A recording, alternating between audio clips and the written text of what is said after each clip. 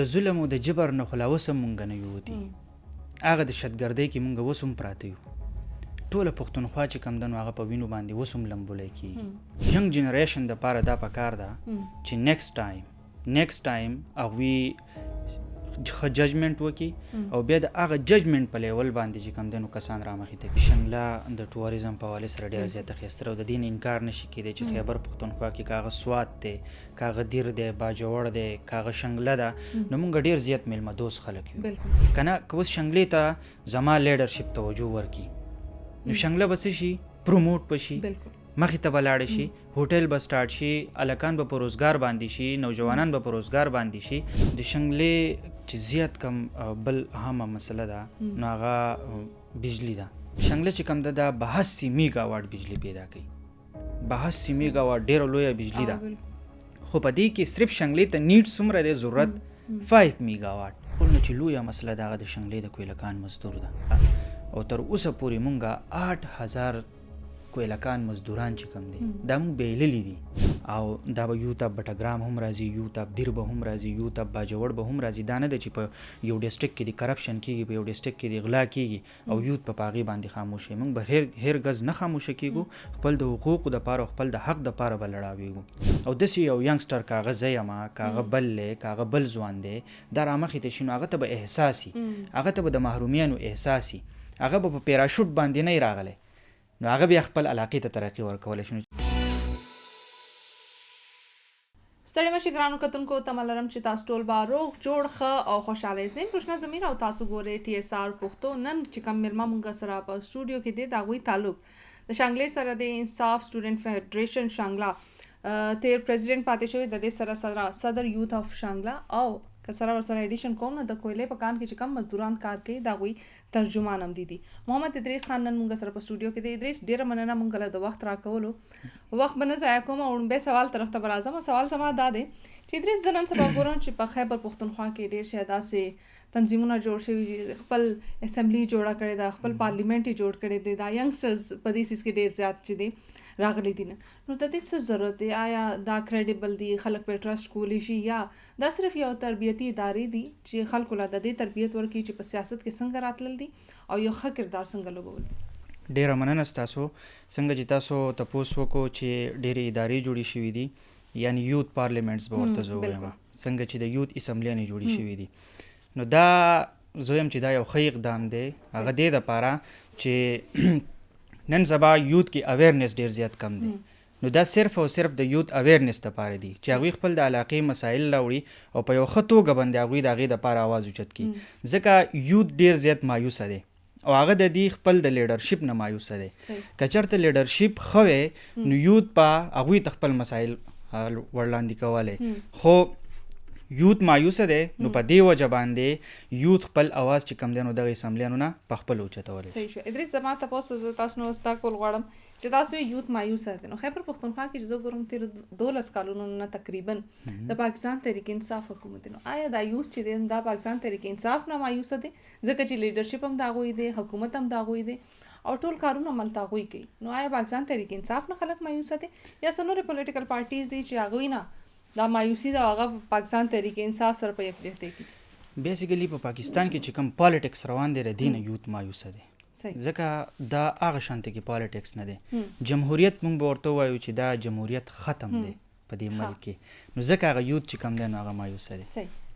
نو دا خو پاکستان تحریک انصاف والا تاسو یو سټیټمنټ ورکړو کنه چې پاکستان تحریک انصاف خبره چې کله نه منئ نو هغوی وایي چې دا قانون هم نشته، دا جمهوریت هم نشته، دا سیاست هم نشته، دا ادارې هم نه منو. مطلب هغوی خو بیا هر څوک نه مني که نه. آیا تاسو هم په هغه پالیسۍ باندې روان یا جنریک څه د دې وجوهات شته چې تاسو هغه سوچ کوئ؟ جی زه اوورآل سچویشن ګورم چې یوت په څه وجه باندې مایوسه دی، بلکې د یو پولیټیکل پارټي په حیث باندې نه ګورم، خو اوورآل سچویشن ته ګورم چې یوت ولې مایوسه دی. هغه د دې ملک نه ځکه مایوسه دی چې په دې ملک کې هغه شانته کې روزګار که مونږ وګورو نو یوت زیاتره بهر فارن ته توجه ورکوي. نو زه وایم چې دا ولې ورکوي؟ خو هغه مایوسه دی د دې ملک نه. ادریس د دې مایوسۍ څه وجه ده؟ زه ګورم چې دا ماشومان زموږ مطلب زما همزولی هلکان چې نکې چې دي هغوی به لکونو روپۍ راواخلي، 40 لکه 50 لکه کروڑ روپۍ به راواخلي، هغوی به UK ته لاړ شي، USA ته لاړ شي یا ډېر خلک ملک ته به لاړ شي. آیا په دې روپو باندې پاکستان کې کاروبار نه کیږي؟ مطلب ما ته ښکاري چې 40 لکه 50 لکه یو ډېر غټ اماونټ دی ټیک شو ډېر زیاتې روپۍ دي او په دې روپو باندې ولې پاکستان کې کاروبار نشي کېدی پاکستان کې سرمایه کاری نشي کېدی په دې روپو باندې ولی نشي کېدی په پاکستان کې بالکل کېدی شي سرمایه‌داري خو کومګه ټول سچویشن ته وګورو کنه نو فارن ته خلک ځکه توجه ورکوي چې الته کې رولز ریګولیشن هغه شانته کې په دې ملک کې هغه شانته رولز ریګولیشن نشته د فارن په نسبت باندې په پاکستان کې هغه شانته کې روزګار نه ورکول کېږي څنګه چې بهر خلک ورکوي دا وی د آئین د قانون ټول یو په خسته ډول سره هغوی خپل هر څه هینډل کوي خو دا صرف واحد دلته پاکستان دی زه په خپله لکه مایوسه یمه د دې ملک نه چې دلته کې هغوی روزګار نشي ورکولی ادریس زه خو تاسو نه په دې خبره لږ اختلاف کوم ځکه چې زه ډېر ینګسټرز ګورم چې ډېر خوشحاله دي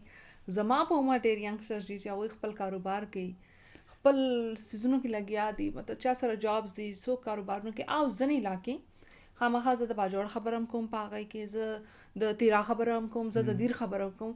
هغه علاقې چې د ټیرریزم یعنی دهشتګردۍ یا ترهګرۍ په وجه لږ افیکټ شوي دي لږ نه ډېر زیات افیکټ شوي زموږ دا علاقې خیبر پښتونخوا ډېره زیاته ښایسته ده او په دې بدقسمت هم ده چې مطلب هلته دهشتګردي ډېره زیاته ده هره دویمه ورځ زه ګورم چې په ډېر تعداد کې خلک مړه کېږي زخمیان کېږي او دا هغه خلک دی چې صرف یوه دوه ورځ په دې باندې دا ظلم نه دی شوی دا په کلونو نه په دې باندې دغه ظلم روان دی او دا ختمیږي نه اډو سره هغه خلک مایوسه کېږي نو زه پوهېږم چې او صحیح ده په هغوی باندې ظلم روان دی هغوی سره دهشتګردي روانه ده هغوی ته امن نه ورکړی کېږي ځکه هغوی چې دي نو خفه دي یا خفګان کې دي خو زموږ په شان خلک چې کم خپله خوشحالۍ باندې خپل ژوند تیري بزنسز کوي یا په د نورو علاقو کې دي هغوی له خو دا مایوسي نه ده پکار نو د ظلم او د جبر نه خو لا اوس هم مونږ نه یو وتي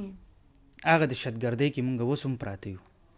ټوله پښتونخوا چې کم ده نو هغه په وینو باندې اوس هم لمبولی کېږي د دغې هم یو لویه وجه کېدی شي امن نشته دلته کې د ټول نه لویه خبره چې کم ده د یو ملک دپاره د یو صوبې دپاره هغه امن دی که مونږ وګورو نو په خیبر پښتونخوا کې بالکل امن نشته نو زیاتر نوجوانان د دې نه هم مایوسه کېږي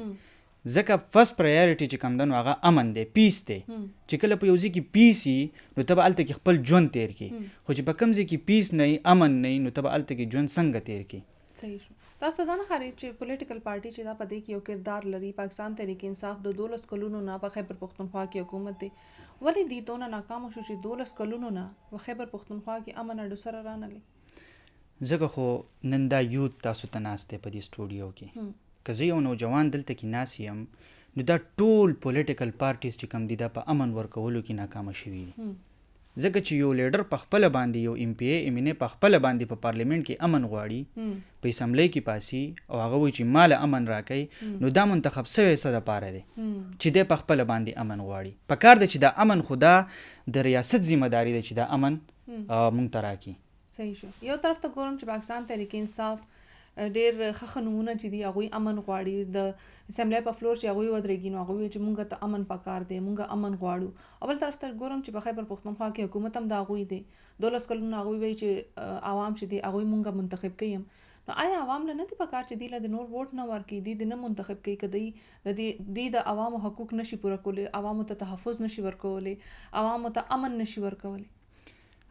بالکل ټیک د ینګ جنریشن دپاره دا پکار ده چې نیکسټ ټایم هغوی ښه ججمنټ وکړي او بیا د هغه ججمنټ په لیول باندې چې کوم دی نو کسان رامخې ته کړي چې هغه د علاقې سره مخلص وي هغه د ترقۍ سره مخلص وي هغه امن پرست دی هغه امن راویستی شي نو پکار ده چې ینګ لیډرز چې کوم دی نو هغه رامخې ته شي او هغه چې کوم دی د هغې مونږ ښه طریقې سره ججمنټ وکړو او هغه منتخب کړو صحیح شو آیا تاسو دا ګڼئ چې پاکستان کې د یوې نوې پولیټیکل پارټۍ ضرورت شته څنګه چې ما کته چې تیرو ډېرو کلونو نه په پاکستان کې 3 پارټۍ پاکستان مسلم لیگ نون پاکستان پیپلز پارټي او نورې ګڼ شمېر چې دی وړې پارټیانې هم ورسره وي ایم کیو ایم مونږ ورسره کته ټیک شوه دا پارټیانې ورسره بیا پاکستان تحریک انصاف رالو پاکستان تحریک انصاف ته ډېره پبلسټي میلاو شو ډېر شهرت ورته میلاو شو او خلکو دا پاکستان تحریک انصاف پارټي چې دا هغه ډېره خوښه هم کړه اوس ګورم چې پاکستان تحریک انصاف چې دی هغه شان تقریبا سچویشن دی چې کوم نور پولیټیکل پارټیز دي نو آیا تاسو ګڼئ چې په دې ټایم کې د یو نوې پولیټیکل پارټۍ ضرورت شته چې هغه صرف د ینګسټرز پارټي وي د ینګسټرز مونږ د دې شتو نه تنګ یو چې د شتو نه خلاص شو او تاسو وایئ چې نور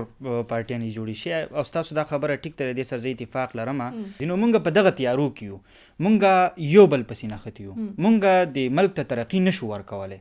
زمونږ لیډرز چې کم دي دا ترقی نشي ورکولی کاغه پرایم منسٹر دی کاغه بل دی کاغه ایم پی ای دی کاغه ایم این ای دی په کار ده چې هغه د ملک د ترقۍ سوچ وکړي هغه نه چې یو بل ښکته کړي او بره کړي. صحیح شو. ادریس خان دلته به تاسو نه یو ځل بیا اختلاف کوم ځکه چې تاسو وایئ چې په پاکستان تحریک انصاف چې کوم سخت وخت راغلی دی دا په نورو پولیټیکل پارټو باندې هم راتلی شي. تاسو ته یاد نه دی چې په عوامي نیشنل پارټي باندې هم دغه وخت راغلی دی په پاکستان مسلم لیگ نون باندې هم دغه وخت راغلی دی په پاکستان پیپلز پارټي باندې هم دغه وخت راغلی دی په د نورو پولیټیکل پارټیز باندې هم دا وخت راغلی دی خو هغوی خو دغه شان شور نه دی کړی. تاسو ته که یاد وي عمران خان په خپل دور حکومت کې به داسې بره لاس کول هغه به وایي چې मैं इसका ए सी उतरवाऊंगा ٹھیک شو एयर कंडीशनर بچی دی هغه به چې زبا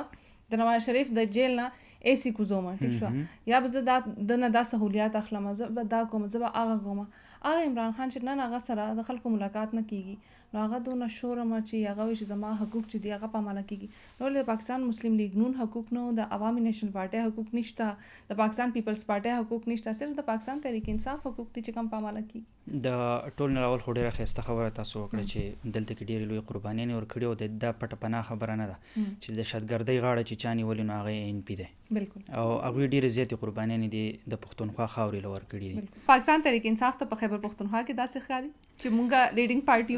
و مسلم لیگ نون ته په پنجاب کې داسې ښکاري چې مونږه لیډینګ پارټي و پاکستان پیپلز پارټي ته په سندھ کې ښکاري چې مونږه لیډینګ پارټي و بله پولیټیکل پارټي د هغې ته په بلوچستان کې داسې ښکاري چې مونږه لیډینګ پارټي آیا تاسو ته دا نه ښکاري چې دا ټول پولیټیکل پارټي چې دي دی له په یو ټیبل باندې کېناستل پکار دي او هغه پالیټکس هغه زم چې ښکلا چې دا کنه هغه مینټین کول پکار دي او د پالیټکس هم زم چې هغه یو قسمه هغه د عزت چې دی کنه هغه هم دی خراب کړی دی ځکه هغه پولیټیکل ډیفرنسز چې دي کنه هغه ډېر لو لیول ته راغلي دي یو بل باندې الزامات لګول یو بل ته ردې بدې ویل ټیک شو او عوام ور سره څوک سوچ نه کوي. ریسنټلی چې مونږ لاړ شو کنه نو سېنیټر مشتاق خان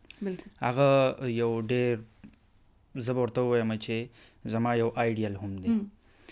خو که تاسو وګورئ هغه نن سبا د پاکستان تحریک انصاف سره ولاړ دی. بالکل زه دا وایم چې هغه ولې ولاړ دی خو په دې ملک کې ظلم روان دی جبر روان دی چې د دې بربریت نه هغه په دې حیثیت باندې راغلی دی د پاکستان تحریک انصاف سره ولاړ دی چې هغه د ظلم او د جبر د بربریت خلاف دی. دغه شانته کې ادریس هم حق پرست دی امن پرست دی د هر ظلم د هر جبر خلاف دی نه چې یو پولیټیکل پارټي هغه سپورټ کړي. صحیح. ادریس خان پاکستان تحریک انصاف چې څه ټایم په حکومت کې و 3 کال هغوی په وفاق کې هم حکومت کړی دی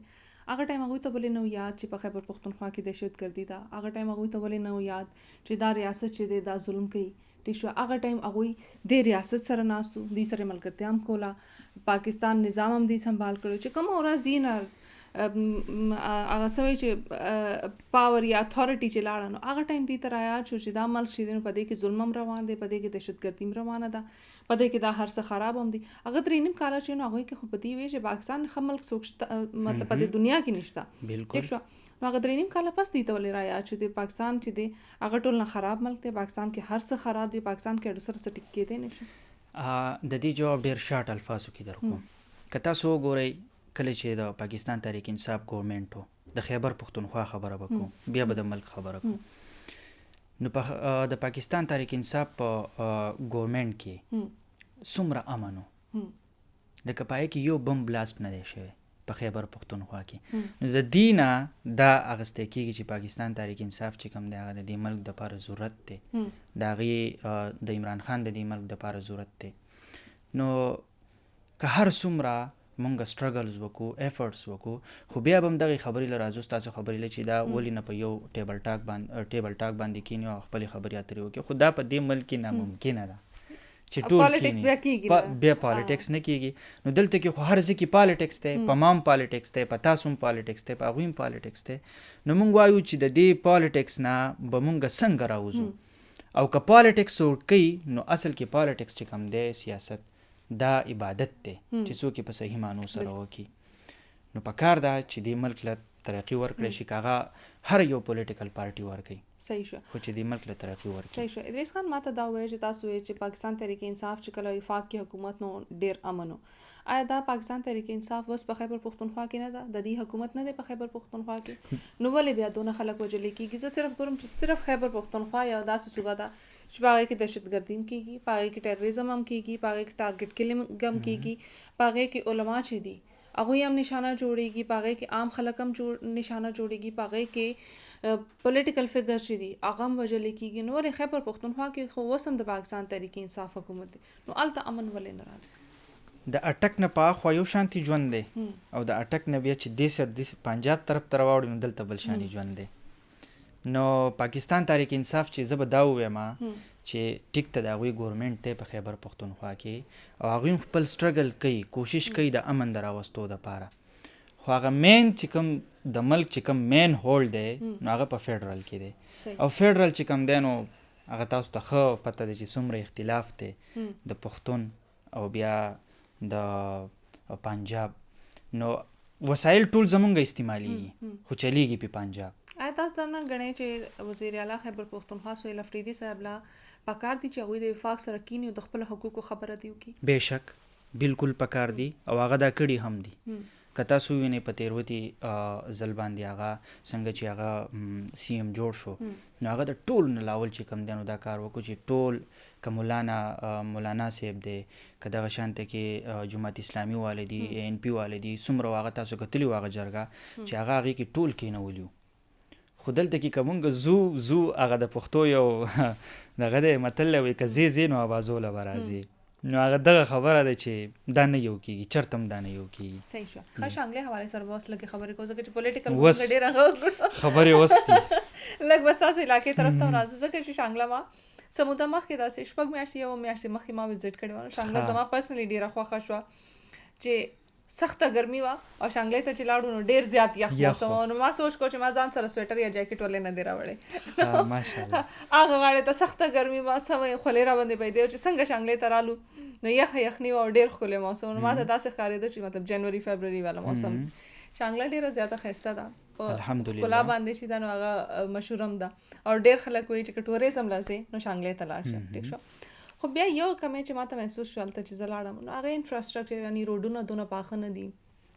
پراپر ریسټورنټس نشته، پراپر هوټل نشته.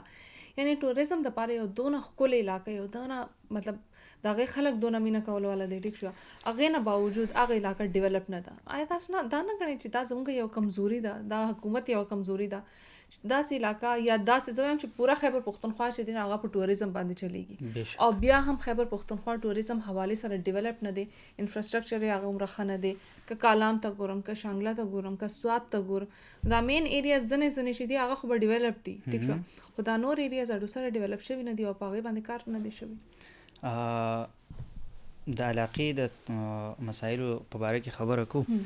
څنګه چې تاسو وی چې شنګله د ټوریزم په حوالې سره ډېره زیاته ښایسته او د دې نه انکار نشي کېدی چې خیبر پښتونخوا کې که هغه سوات دی، که هغه دیر دی، باجوړ دی، که هغه شنګله ده نو موږ ډېر زیات میلمه دوست خلک یو. خو موږ سره کمی دا دی چې موږ ته څوک توجه نه راکوي، دغه ټوریزم ته څوک توجه نه ورکوي. که نه که اوس شنګلې ته زما لیډرشپ توجه ورکړي نو شنګله به څه شي، پروموټ به شي، مخې ته به لاړې شي، هوټل به سټارټ شي، الکان به په روزګار باندې شي، نوجوانان به په روزګار باندې شي. زه ترې ډېر ښه مني چې کوم دی نو هغه جنریټ کولی شم، ډېر غټ بزنس دی مطلب سټارټ کولی شي انسان. خو د هغې ته یو خو د شنګلې ډېر زیات مسایل دي. که ټوریزم ورته سیټ کړې نو هغې دپاره به لاول انفراسټرکچر چې کوم دی نو هغه برابر نو د شنګلې د انفراسټرکچر خو اړوا یم. دلته کې زما سره دا پروت دی چې دا یو مطلب ټورسټ سپاټ دی نوابې ټوچاګم، په دې باندې 499 میلیون روپۍ کرپشن شوی دی. نو دونه غټ غټ سکینډلز دي په شنګله کې. نو پکار ده چې دغه لیډرشپ چې کوم دی دا د ټوریزم ته توجه ورکړي نو د شنګلې زیاتره خلک به څه شي، په روزګار باندې شي او موږ را ټول نه میلمه دوست خلک یو. موږ میلمستیا کولی شو، موږ پښتو پیژنو، امن پیژنو، موږ ډېر امن پرست خلک یو. نو چې شنګلې ته ټوریزم سپاټس چې کوم دي دا ټیک شي، انفراسټرکچر ورته ټیک شي نو شنګله به ډېر زر ترقي وکړي. صحیح شو. شنګلې نور څه مسایل دي چې هغه تاسو ته ښکاري چې دې ټایم ټوریزم نه علاوه چې کوم دې سره لینک دي چې هغه شنګلې له ترقي نه ورکوي؟ د شنګلې چې زیات کم بل اهمه مسله ده نو هغه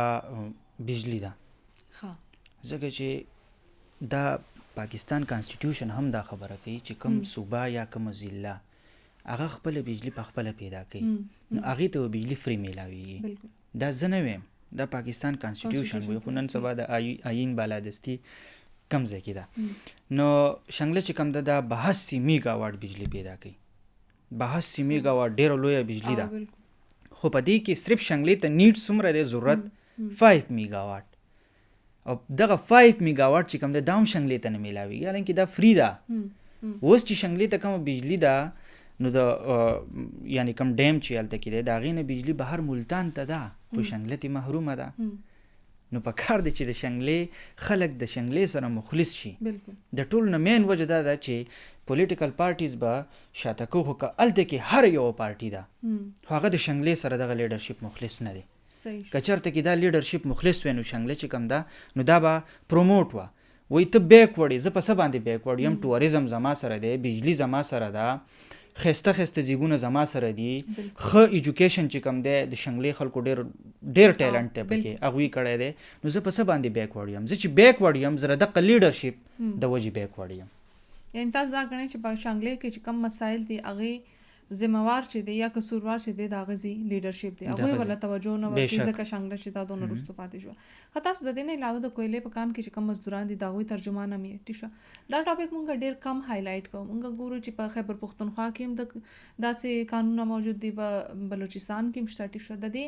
وسایلو نه فایده خو هر څوک اوچتوي، خو په هغه ځای کې چې کم خلک مزدوري کوي یا هغه ځایونو کې چې کم خلک کار کوي هغوی دپاره څوک خبره نه کوي، د هغوی حقوقو دپاره څوک خبره نه کوي. او زه دا ګورم چې په خبرونو کې هره څلورمه پنځمه ورځ زه دا ګورم چې د کویلې په کان کې دونه مزدوران وفات شو، په کویلې په کان کې دونه مزدوران چې دي هغه زخمیان شو یا دا شو یا هغه شو. نو د دې څه داسې مسایل دي چې هغه هایلایټ کول پکار دي او د دې مسایلو حل تاسو ته څنګه ښکاري؟ د ټول نه چې لویه مسله د هغه د شنګلې د کویله کان مزدور ده، او هغه په دې ده چې په شنګله کې روزګار نشته. چې په شنګله کې روزګار وي د شنګلې ځوانانو په شنګله کې دنده خپل روزګار کو. زمونږ چې کم اوس چې زه تاسو ته کم خبرې کوم نو ستاسو به هم ذهن وایي چې داسې دي. د 1982 نه د 1982 نه والا او تر اوسه پورې مونږه 8000 کویلکان مزدوران چې کم دی دا مونږ بیللی دي، د زندګو نه دی لاس ورکړی دی، او دغه شانته کې 7000 چې کم دی نو دا معذوره دي په شنګله کې، لکه چې بالکل په چارپایي په کټ باندې پراته دي. دغه شانته 7000 دغه شانته کې یتیمانان هم دي، دغه شانته کې کونډې زنانه هم دي زموږ سره. نو دا ډیره زیاته لویه ایشو ده، او د دې غټه مسله دا ده چې د شنګلې دا چن خلک چې کم دی، چن خلک دا د شنګلې سره مخلص نه دی. د شنګلې سره مخلص توپ پکار دی، ځکه که دی د هغه شنګلې نه مزدورۍ لزي در ادمخیل، کویټه، بلوچستان دغې ته ځي، نو د دې وجه بېروزګاري کیدی شي په شنګله کې، او روزګار په شنګله کې شته نه. نو د شنګلې چې څومره کویلکان مزدور دی ډېر ترې شو چې زمونږ د نو د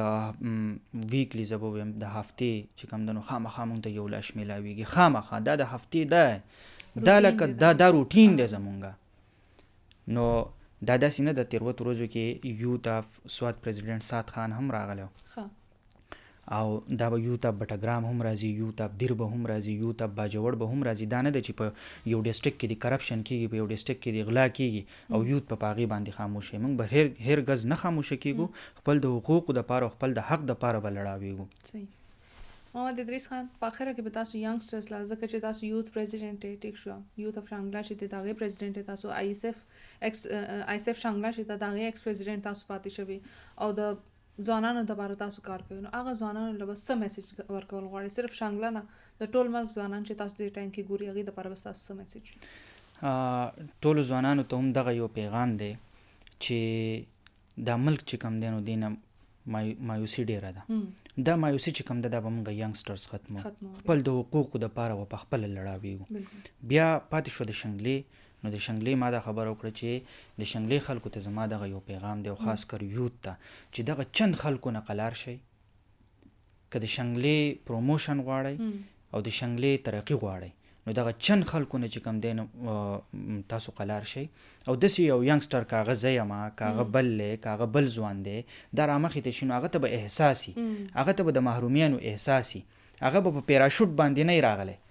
نو هغه بیا خپل علاقې ته ترقي ورکولی شي نو چې دغه چند خلکو نه مونږ قلار شو او د شنګلې ځوانانو ته د دې ځینه هم دا پیغام ورکوم چې دغه چند خلکو نه هغوی قلار شي نو انشاءالله ډېر زر دی چې مونږ به ترقي بیا مومو. ډېر ښه، بالکل ستاسو خبرې سره اتفاق کوم چې خلکو له یعنی عامو عوامو له پکار دی چې هغه خلک د منتخب کړي چې ګوري چې هغوی د دې دپاره کار هم کړي، د دې په حقوقو باندې هم پوهېږي او د دې د حقوقو حفاظت هم کولی شي. د ړندو په شان دی هر چا له ووټ مه ورکوئ، د خپل ووټ استعمال چې دی هغه بالکل په ښه ځای باندې وکړئ، ځکه چې ستاسو دا یو ووټ چې دی هغه 15 کالو دپاره ستاسو فیوچر یعنی مستقبل چې دی هغه ډیسایډ کړي. نو خامخا پکار دی چې د دې یو ووټ استعمال چې دی هغه ښه طریقې سره وشي. محمد ادریس خان ډېره مننه مونږ له د وخت راکولو، د دې سال حصه جوړو د دواره او خامخا ینګسټر چې دي هغه ستاسو په شان ځوانانو نه انفلوئنس کیږي چې هغه اواز پورته کوي، د هغوی حقوقو دپاره جګړه کوي او د خلکو په مخ کې راځي او خلکو ته دا وایي چې زمونږ حقوق چې دي هغه مونږ ته میلاوېدل پکار دي. یو ځل بیا ډېره مننه زموږ د TSR پاډکاسټ حصه جوړېدو دپاره. یو نوی اپیسوډ یو بل ملما سره به دوباره ملاقات کیږي. د خپل خلکو چې دی هغه ډېر زیات خیال وساتئ، خپل ډېر زیات خیال وساتئ او دا ژوند چې دی دا ډېر وړوکې شانتې دی نو په خپل هم خوشحاله اوسئ او نور خلک چې دی هغه هم خوشحاله ساتئ. خپل ډېر زیات خیال ساتئ. د الله په امان.